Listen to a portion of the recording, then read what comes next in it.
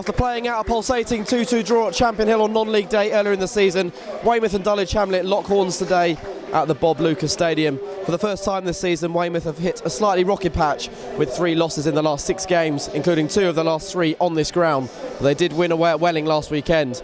Mark Molesley makes one change as Bournemouth loanee Brennan Camp replaces fellow Cherries youngster Sam Sherring. 2 wins and 9 goals under their belt in 2020 has lifted the spirits at Dulwich, with their biggest win as a National League South side coming last Saturday against a beleaguered Braintree outfit. Unsurprisingly, they pick an unchanged side for the 3rd successive game as they seek 3 consecutive clean sheets for the first time in this division.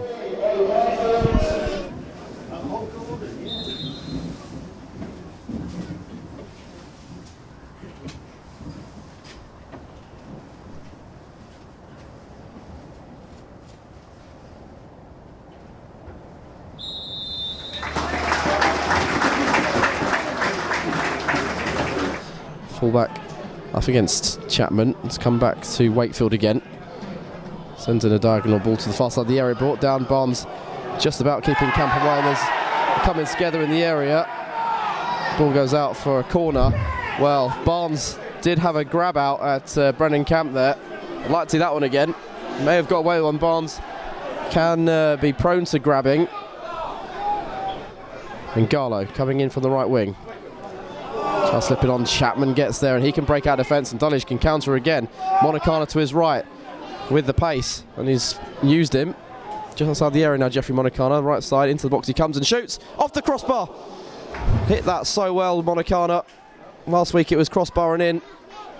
That one rattled the woodwork and bounced away. First shot Dulwich have had in this game. Barnes, clever footwork, takes in between Thompson and Baggy on this near side and sends it on to Ainsworth. There's a foul on Barnes, which has given an advantage to the referee. Ainsworth comes into the area and shoots and scores! Charles got a touch, but it's gone into the far corner. Lionel Ainsworth returns to the Bob Lucas Stadium. Didn't actually score on this ground for Weymouth this season, but he returns and nets for the 2nd time in 3 games for Dulwich.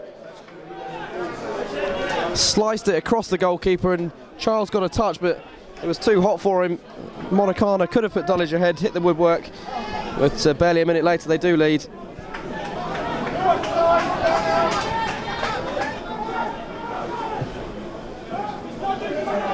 Hobson out to the right wing, nod down by Garlow, and Baggy has space, gets past Christian Smith, has got to be careful diving into a challenge into the area, and Garlow will shoot. What a save! Charlie Granger destined for the top corner, and he's palmed it over the crossbar. Move of the game as far as Weymouth are concerned.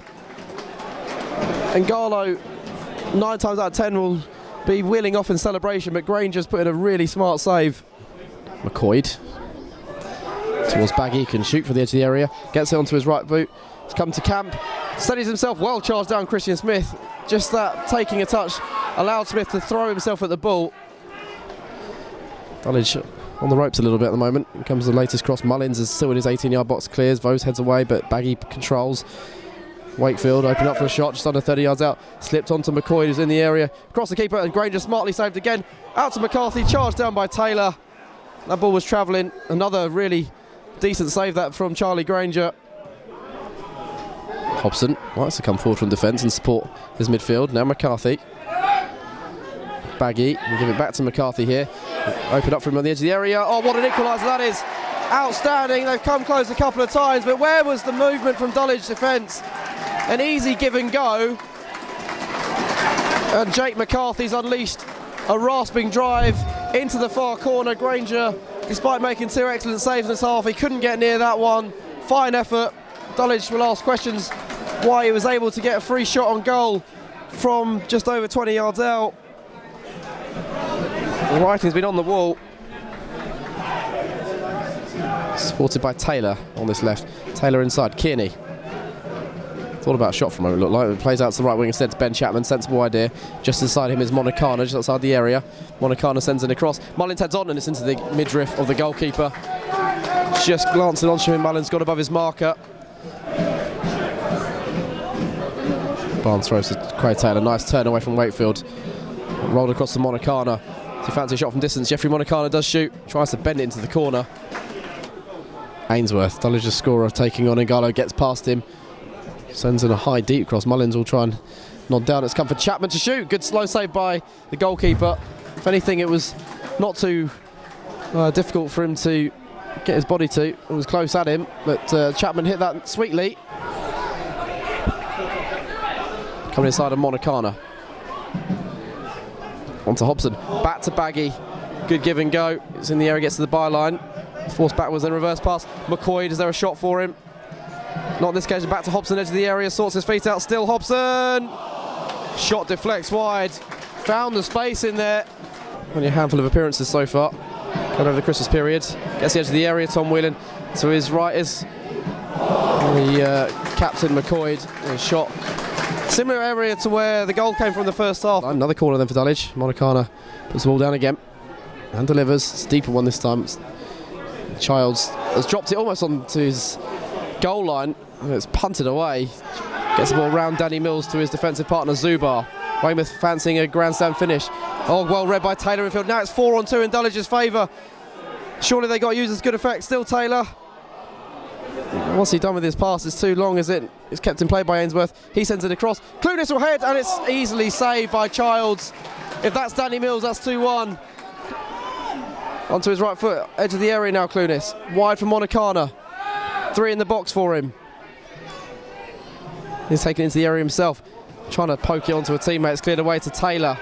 Taylor shoots from distance. Oh, that's not far wide. Oh, he hit that so sweetly, Quay Taylor, and Charles was sprawling to his left.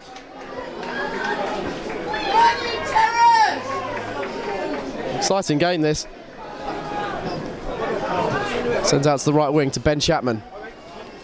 Chapman lofts in across the area. It's a good-looking ball, you know. Up in the air by Hobson. Mills will then contest it. Danny Mills heads over. Of all the players you want on the end of a ball up in the air, he's the one to attack it. Oh, Clunis and Mills have had headed chances in the last few minutes. Gav, tough place to come here today. What did you make of that?